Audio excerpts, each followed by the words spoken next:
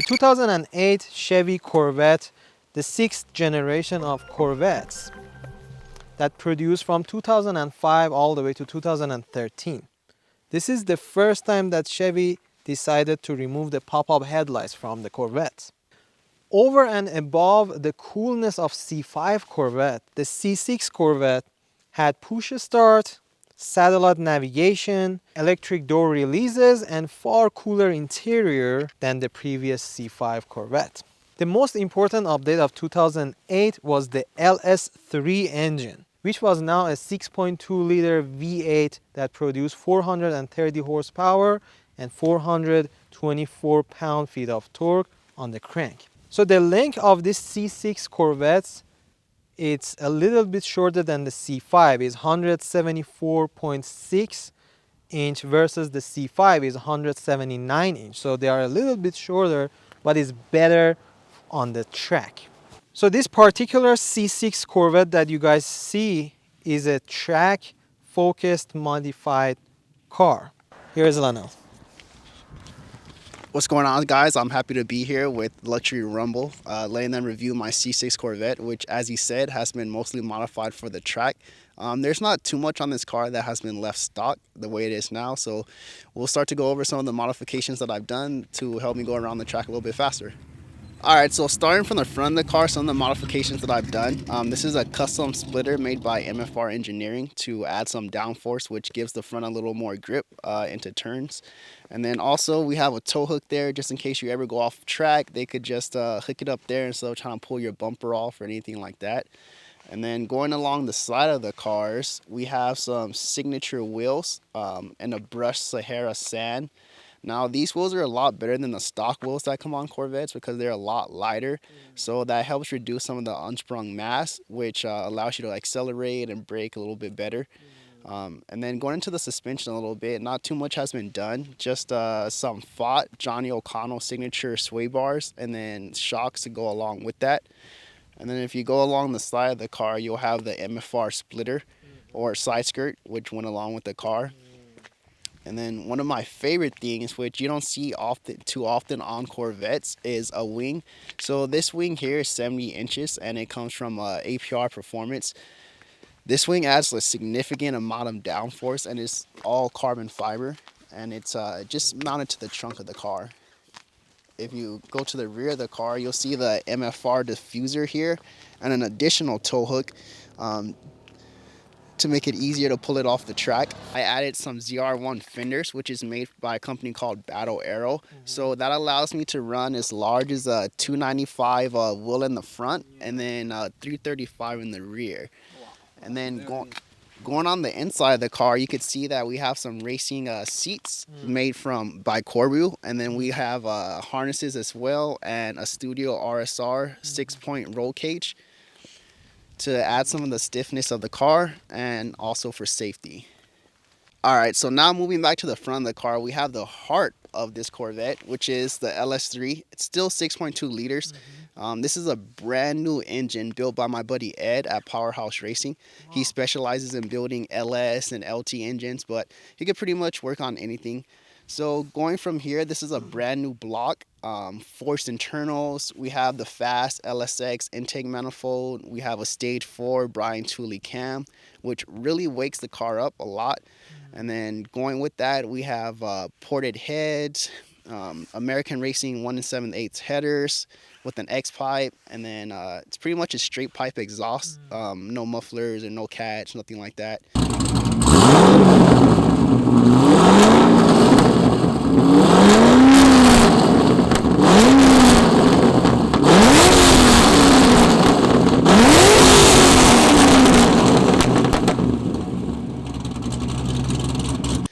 And then for the intake, we have a Haltech MF103 Killer B. So with all these modifications, the car made just under 500 horsepower and like 490 foot-pounds of torque, and that's to the wheel, which is a lot more than the car was making stock.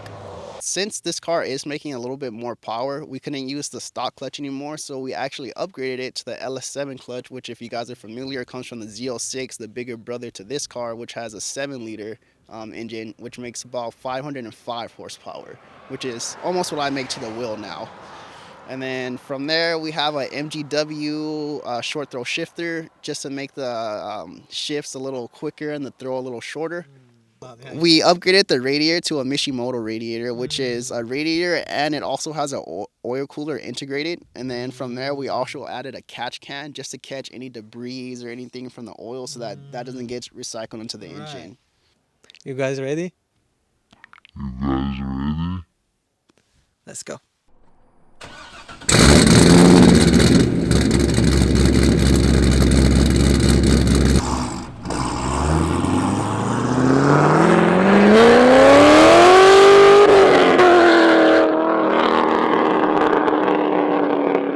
Alright, so the visibility is pretty much nothing.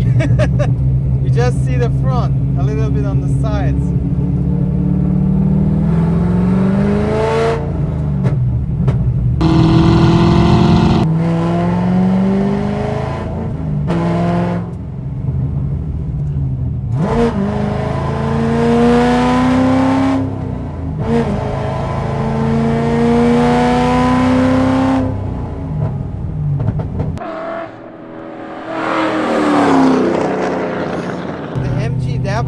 Short shifter is definitely worth it, every penny.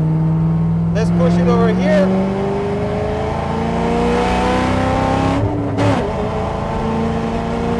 Coming to the tunnel, let's go to the second gear. Whoa!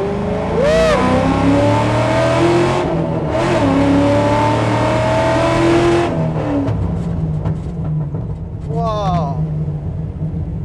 Guys, it's very loud even inside, that I'm talking, I believe, so loudly. Is nothing compared to outside though.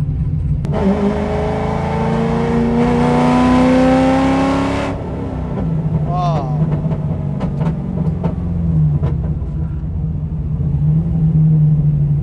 Alright, the car's handling of the car is really good.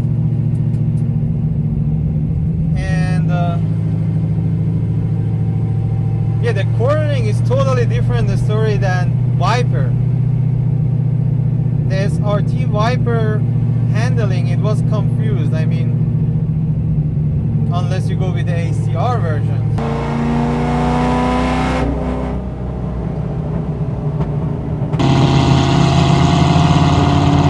Man, the car is so loud and the acceleration is crazy. This is just a track build, so I don't want to talk about nothing. I just want to drive this. When I was at the track, I let out like a little pressure from the tires because as temperature goes up, the pressure is going to increase. So you don't want them to get too hot. You want them to, 28, 30 psi or so. So that's probably why. But if you cut it off and then turn it back on, well, it should be fine. Oh, I see.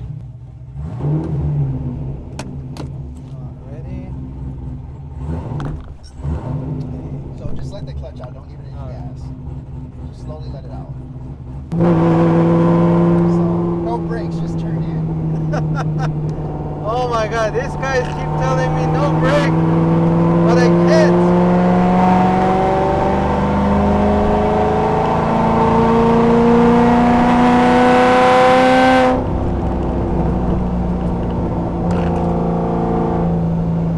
Alright guys, I thought I am very aggressive in driving, but I am not, honestly. Yes, drive me harder. So I'm going to switch. Yep, we are going to change. I am done. So here we are.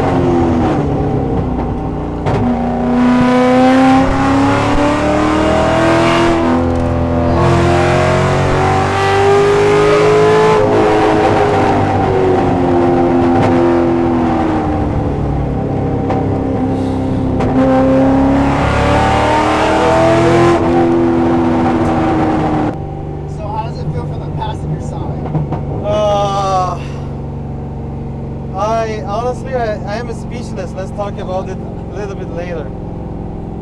The way he turns on like over 80, 90 miles per hour is not joke. I'm talking about very, very sharp turns.